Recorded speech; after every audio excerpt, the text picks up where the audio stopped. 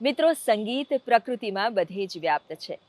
જો કોઈનું સંગીતમય જીવન અન્યોના જીવનને લયબદ્ધ કરે તો, અને તેની કુશળતા એવા લોકો સુધી પહોંચાડે જેમના માટે સંગીતની તાલીમ મેળવવી લગભગ અશક્ય છે, તો આવો એવી એક સુરીલી દુનિયાની મુલાકાત લઈએ જ્યાં સંગીત બન્યો છે જીવનનો મહત્વનો હિસ્સો.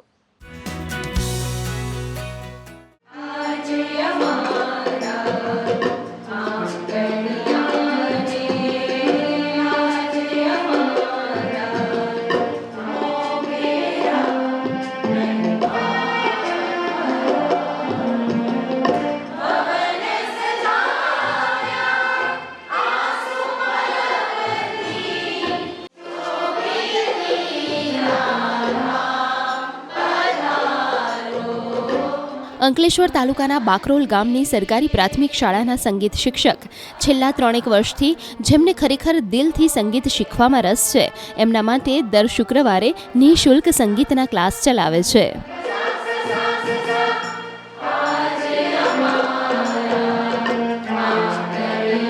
મને નાનપણથી જ સંગીતનો શોખ હતો, પણ ક્યારેય સંગીત શીખવાનો એવો ચાન્સ નહોતો મળ્યો. અને મેરેજ પછી હું અંકલેશ્વર આવી અને બાળકો મોટા થયા અને હું થોડીક ફ્રી થઈ એટલે હું અનુપ સર સાથે સંગીતમાં જોડાઈ છું. આજે હું સંગીતના 6થા વર્ષમાં છું. સર પાસે પ્રોફેશનલ ટ્રેનિંગ લઉં છું સંગીતની. આ ક્લાસમાં 5 વર્ષથી માંડી અને 80 વર્ષના લોકો આ સંગીતના ક્લાસમાં જોડાયેલા છે. 150થી વધારે અમારી સંખ્યા છે. અને જે રીતે આપણે મેડિટેશન કરીએ ત્યારે જે આપણે પ્રાણ ઉર્જા આપણને આપણી નસમસમાં ઉતરતી હોય ને, એ જ અનુભવ જ્યારે સા ગાઈએ, રે ગાઈએ ત્યારે એક સ્વર આપણા શરીરમાં ઉતરતા હોય ને એની અનુભૂતિ અમે કરતા હોઈએ. ક્લાસમાં હું એમનો સર છું, પણ ક્લાસની બહાર જઈને એ મારા બધા વડીલ છે. અને એક એવો પરિવાર બન્યો છે જેનું કોઈ મીટર કે કોઈ માપદંડ નથી, એટલે જ અમે એને નામ આપ્યું છે અમારો પરિવાર, એટલે અલબેલો પરિવાર છે. કહેવાય છે કે દાન એ સૌથી મોટું પુણ્યનું કામ છે, અને એમાં પણ શિક્ષણ દાન સૌથી શ્રેષ્ઠ મનાય છે. કોઈને શીખવેલું કંઈ પણ એમને જિંદગીભર ઉપયોગી થાય છે, પછી એ સંગીત હોય કે અન્ય કોઈ કળા. હું સંગીતને વેચવામાં નહીં પરંતુ વેચવામાં માનું છું. અને છેલ્લા 2 વર્ષથી સતત અમારા વર્ગો જે ચાલી રહ્યા છે એમાં મારા બનતા પ્રયત્નો રહે છે કે નાનામાં નાના બાળકથી લઈને મોટીમાં મોટી ઉંમર સુધીના લોકો આવે, સંગીત સાથે જોડાય.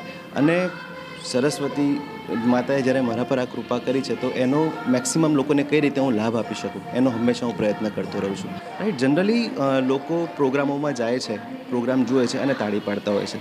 તો એવા જ એક પ્રોગ્રામમાં હું ગયો હતો આજથી અમુક વર્ષો પહેલાં, અને ત્યારે મેં વિચાર્યું હતું કે જો આ જે તાળી વગાડી રહ્યા છે, બધા નીચે પ્રશંસા કરી રહ્યા છે, જો એ જ લોકો સ્ટેજ પર ક્યારેક ગાતા થાય તો કેટલી મજા આવે.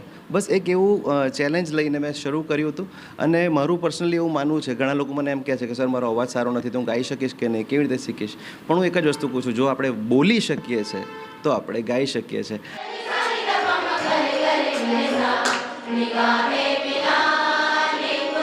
અહીં મોટી સંખ્યામાં નાના બાળકોથી લઈને વૃદ્ધ સુધીના લોકો આવે છે, પણ શરત માત્ર એ છે કે નિયમિત ક્લાસ ભરવા ફરજિયાત છે. જે કોઈ ગેરહાજર રહે એમણે દંડ ભરવો પડે છે.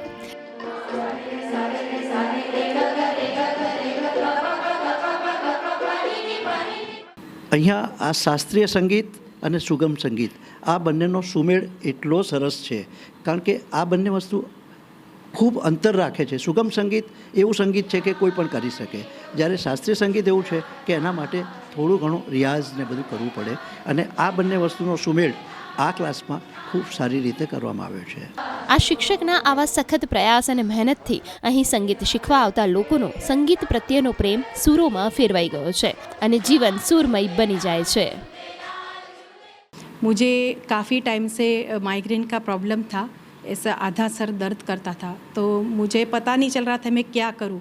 योगा किया, सब किया, लेकिन जाता ही नहीं था. फिर सर अनूप सर अंकलेश्वर में आए, पता चला कि वो संगीत का शिक्षण दे रहे हैं, तो मैंने उनको ज्वाइन किया. और शिक्षण से फिर मुझे धीरे धीरे ये माइग्रेन का प्रॉब्लम सॉल्व होने लग गया. ગુડ ન્યૂઝ ગુજરાત માટે ભરૂચથી ગૌતમ પટેલનો રિપોર્ટ.